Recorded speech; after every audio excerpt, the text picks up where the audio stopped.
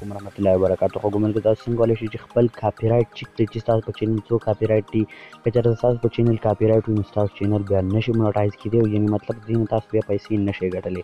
دې لپاره یو هیله کوم که تر اوسه پورې تاسو زموږ یوټیوب چینل پې ګټه کلي ځوان نه سبسکرایب کړی نو پلیز مهرباني وکړئ دغه سبسکرایب کړئ.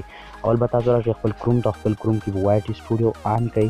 یعنې مطلب وای ټي سټوډیو کې دا کېږي، په وای ټي سټوډیو په موبایل موډ کې نه آن کوئ ځکه دا په موبایل موډ کې نه کېږي.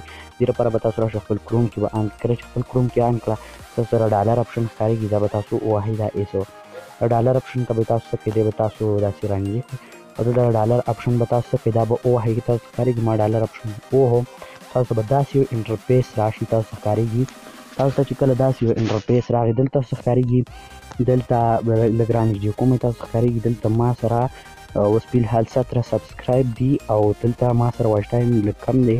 نو په دې هیله چې تاسو به خپل دلته کاپی رایټ څنګه چې کوئ تاسو ښکارېږي دلته لیکلي دي زیرو اکټیویټي کمیونټي ګایډ لاین سټرایک، یعنې ما سره زیرو ما ته چېرته سبسکرایب دغه نه دی میلاو شوی کاپی رایټ.